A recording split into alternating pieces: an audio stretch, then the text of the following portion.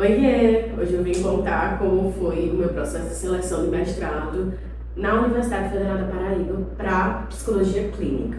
Hoje eu tô gravando sem tripé e sem microfone, mas eu espero que eu consiga fazer ficar bom na edição, porque eu quero contar muito essa história para você saber como é que foi o tanto de perrengue que eu passei, que eu precisava gravar ainda que não esteja perfeito o vídeo. Então fica aí que eu vou te contar e já aproveita para seguir e deixar o seu like. Ano passado, na época que saiu esse processo seletivo, que saiu uma vez por ano, mais ou menos entre abril e maio, eu já sabia que eu queria participar do mestrado profissional em Psicologia Clínica lá da UFPB, que inclusive até onde eu sei é o único de Psicologia Clínica na modalidade profissional, né? O mestrado ele tem a versão acadêmica e a versão profissional. Só que ano passado, os meus pais passaram por um acidente de carro muito grave, em que eu precisei dar muita atenção a eles, enfim.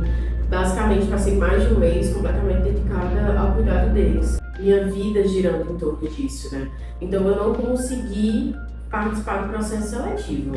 Cheguei a participar de outros processos, enfim, fui ali tentando, fui ali aprimorando. Já tinha um projeto de pesquisa que eu tinha interesse em fazer e quando chegou a oportunidade esse ano, eu já estava lá no site que é do programa, salvo, né, favoritado. De vez em quando eu olhava lá e quando eu vi que saiu o edital, eu fui aplicar e participar. Eu não lembro se nos outros anos eram assim, mas nesse ano não era só o projeto na primeira fase, era também um relato de experiência. Então foi composto por 5 fases ao todo. Projeto e relato de experiência, prova, entrevista, avaliação de currículo. 4 fases. Foram essas 4 fases e eu vou contar tudo em detalhes do que eu lembrar até aqui.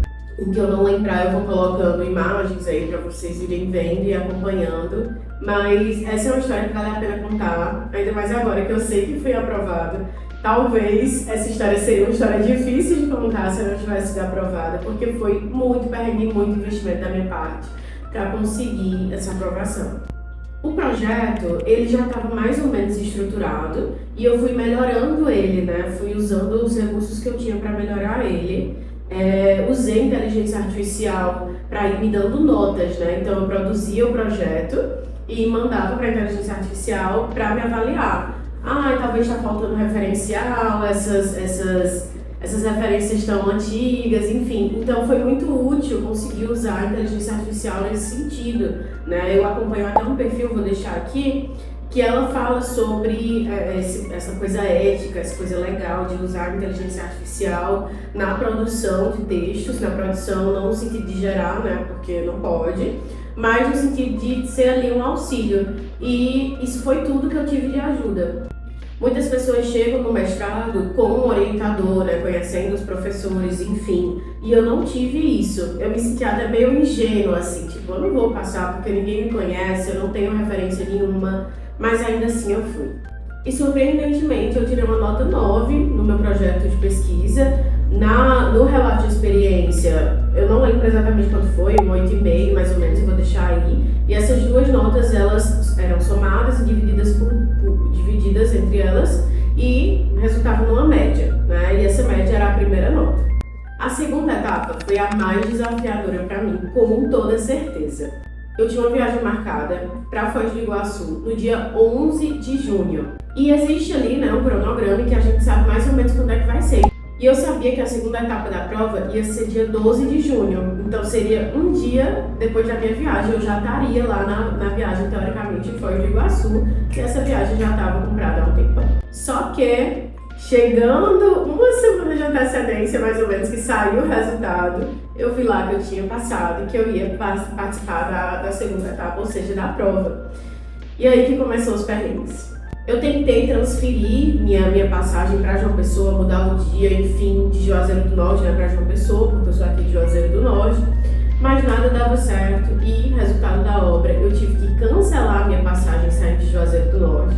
Ela foi mais ou menos uns R$800 e eu recebi um show de R$40 por ela, ou seja, perdi aquela passagem. E tive que comprar uma nova passagem de João Pessoa para Foz do Iguaçu na data da prova. Ou seja, faria a prova e iria viajar para Foz. Isso me custou mais ou menos R$2.000. semanas de antecedência, enfim, para eu não perder muito da viagem, de Foz do Iguaçu, que eu me planejei tanto para ir, me custou isso. E aí, não gastando esse perrengue, tem um perrengue ainda mais desafiador. O perrengue financeiro, ele gerou complicações. Mas o perrengue mais desafiador é que eu comprei uma passagem de ônibus saindo de Juazeiro do Norte às 5 da tarde para chegar em João Pessoa às 5 da manhã. Só que o ônibus atrasou 2 horas, ele chegou em Juazeiro do Norte pra gente começar a rota 7 da noite. Mas aí eu pensei, não, ok, se são 12 horas de diferença, dá tempo de chegar na rodoviária de João Pessoa às 7 da manhã, ir correndo pra universidade e fazer a prova, que era às 8 da manhã. Ledo engano, porque tudo que deu pra atrasar desse ônibus, ele atrasou. E aí eu passei a noite acordada percebendo os atrasos, né? Porque os ônibus eles têm pausas, tipo, pra comer, pra ir no banheiro. Então eu percebi que ele estava demorando um pouco mais do que o normal e talvez demorasse mais do que o previsto. Quando deu 4 da manhã, eu falei com o motorista, ele disse: a gente não chega em uma pessoa às 8 da manhã, principalmente por causa do trânsito, né? Que a gente chega em horário de pico. Eu disse: meu Deus, eu não posso perder essa prova, eu gastei muito dinheiro, não dá, não tem condição. E aí o que eu fiz foi, fiquei, né, matutando na minha cabeça, fiquei ali pensando o que eu ia fazer. E eu sabia que tinha Campina Grande, que é uma cidade grande, mais ou menos perto de João Pessoa. Eu não fazia ideia, eu nunca tinha ido pra João Pessoa, não fazia ideia de quanto tempo era de Campina Grande pra João Pessoa, eu não sabia como era a estrada, eu só sabia que um carro seria mais rápido do que um ônibus. E aí eu acho que era mais ou menos umas 6 da manhã, 6:30 da manhã, quando eu decidi descer do ônibus em Campina Grande e pegar um táxi. Esse táxi cobrou R$300 para me deixar em João Pessoa. Eu dei uma pechinchadinha, pelo amor de Deus, e ele deixou pelos 250. Mas confesso que se eu tivesse naquele momento eu teria dado até mais, porque foi ele que me salvou. Ele era uma pessoa com deficiência auditiva, então o caminho foi meio engraçado, assim, porque o carro dele era todo adaptado. Eu nunca tinha visto aquilo, era tudo muito alto.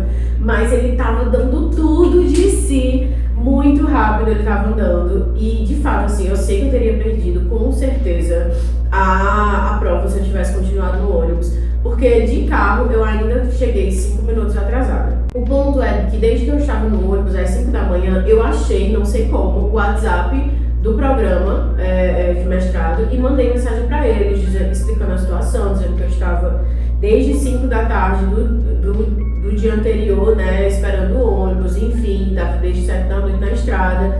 E fui mandando mensagem, mais nada deles responderem e a gente indo lá. Tem uma foto minha, não sei se eu vou ter coragem de colocar aqui, talvez, mas 8 da manhã em ponto eu chorei. Eu tava disposta o caminho inteiro, mas quando deu 8 da manhã eu chorei. E tem uma foto porque meu esposo já estava em Foz do Iguaçu. Eu tava fazendo essa viagem toda sozinha, então eu tava me comunicando o tempo todo com ele. Quando deu 8 horas da manhã, eu acho que caiu a minha ficha de que não ia dar certo. Eles não tinham me respondido no WhatsApp. E aí, eu tirei essa foto e mandei pro meu esposo. O Uber me consolando, enfim. Mas nisso eu já estava entrando praticamente na universidade, ele estava bem pertinho. Assim que eu entrei na universidade, eu recebi uma mensagem do pessoal lá, perguntando alguma coisa, e eu não lembro o que foi, eu vou colocar a mensagem aí. E eu dizendo: olha, já tô chegando, já tô na universidade, tô só procurando me achar. Eu tava no carro ainda, mas realmente eu já estava dentro da universidade, que é muito grande. E aí, desci do carro, saí correndo, mal pude agradecer esse Uber. Eu vou voltar lá, esse taxista, né? Eu vou voltar lá na rodoviária e vou procurar por ele algum dia pra explicar pra ele que eu passei, que deu certo.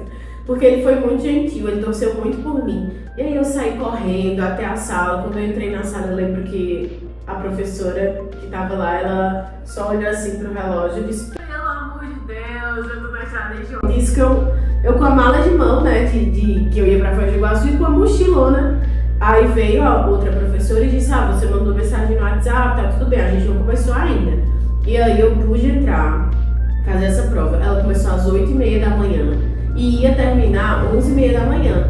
Mas eu tinha um voo 12:30 da manhã. Então eu tinha que estar no aeroporto pelo menos 2 horas antes, ou seja, 10:30, né? No máximo ali 11 horas. Com muito medo de perder esse voo, então eu queria estar com antecedência no aeroporto. Eu fiz essa prova, assim, Foi muito intenso esse dia, porque eu estudei muito para essa prova. São temas sorteados, eles colocam uma lista de temas de 3 opções e sorteiam no dia qual vai ser a temática. Eu estudei muito todos esses temas, é uma prova dissertativa, então eu fiz várias vezes esses textos e eu sabia que eu sabia sobre tudo. O que quer que caísse ali eu ia saber fazer. Só que eu estava muito apressada, sob muita pressão, não tinha dormido à noite, não tinha comido desde a noite anterior, então eu estava com fome, estava cansada, estava exausta, mas de algum jeito eu tive coragem de fazer essa prova. Fiz em 1h30 para terminar às 10h30, né? Mais ou menos às 10h30. Eu acho que a gente começou perto de 9 horas e eu terminei às 10h30, isso mesmo, às 10h20 mais ou menos. E aí, pedi um Uber, eu acho que foi uma das primeiras pessoas que terminou, acho que foi a segunda. Comi alguma coisa na lanchonete que tinha lá perto, dentro da universidade, pedi um Uber e fui para o aeroporto. Cheguei no aeroporto perto eram umas 11 horas já, e aí esperei meu voo e voei para Foz do Iguaçu e cheguei lá às 19 horas.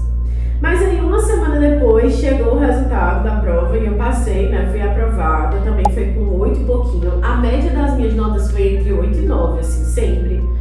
E aí eu vibrei muito com aquilo, fiquei muito feliz com esse resultado. Então só faltava mais uma etapa eliminatória, que era a entrevista. Chegando na entrevista, eu percebi que todo mundo ali tinha se formado na UFPB. Então isso me deixou insegura, né? Todo mundo ali se conhecia, falava com os professores, as candidatas que estavam mais ou menos no meu horário. Então eu fiquei bastante insegura, mas eu ia dar o melhor de mim. Então foi isso que eu fiz, eu entrei, conversei com os professores, eu confiava muito no meu projeto. Eles perguntaram sobre muitas coisas, perguntaram sobre minha disponibilidade de horário, eu tive que falar sobre isso, se eu estaria disposta a mudar o meu projeto ou mudar de orientadora. Eu combinei que sim, estaria tranquilo os dois. Perguntaram se eu lixaria mais o meu projeto, eu falei que sim também. Então as perguntas foram muito nesse sentido, pediram para eu explicar sobre o meu projeto, o que eu tinha feito ali, enfim, fazer um resumo. E assim eu fiz. Depois eu posso fazer uma etapa melhor um vídeo melhor sobre a etapa da entrevista, mas em resumo foi isso. E aí também foram alguns dias, acho que foi uma semana, e quando saiu o resultado da entrevista, já se classificaram só a quantidade de pessoas para a quantidade de vagas disponíveis. Então são 10 vagas por linha e só passaram 10 pessoas nessa etapa. Então eu já sabia que eu tinha passado quando saiu a entrevista, mas não caiu a ficha naquele momento. Eu fiquei meio que tentando organizar a ideia na minha cabeça, mas não caiu a ficha, né, até ali. E aí, alguns dias atrás, eu acho que talvez umas 3 semanas atrás, saiu o resultado oficial em que eu passei, e claro, eram aquelas mesmas 10 pessoas. Então, é isso, assim, esse processo seletivo foi isso, foi muito intenso e ainda está sendo, porque eu vou me mudar de Juazeiro do Norte para João Pessoa, provavelmente vou precisar trocar de casa, enfim, vender a minha casa, porque essa casa aqui é minha, então toda a minha vida vai mudar. Eu já estou me despedindo de alguns pacientes, porque a previsão de início das aulas é para daqui a um mês. Então eu comecei a me despedir de alguns pacientes para a gente ir fechando o ciclo nesse mês de agosto. Já que as aulas são quintas e sextas, eu não posso atender os pacientes desses dias, né?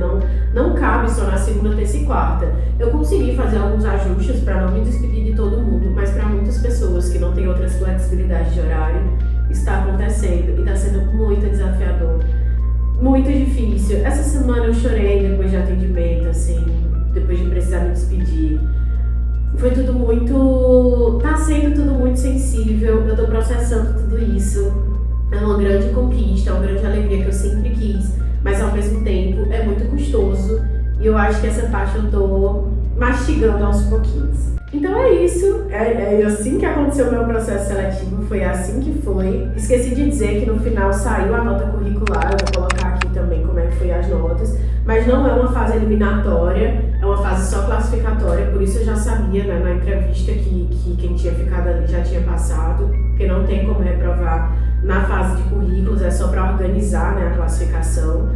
E basicamente foi isso, assim, foi tudo muito intenso, ainda está sendo. E eu acho que vai ter muitos vídeos sobre mestrado nesse perfil. Então, se você gosta desse tipo de conteúdo e quer acompanhar essa minha nova jornada, já escreve aí, já segue lá no Instagram também, Beatriz SPC, que a gente vai atualizando, conversando, enfim, tendo essa troca. Tô falando então pra vocês. Obrigada por assistir até aqui, não esquece do seu like e até depois. Tchau, tchau.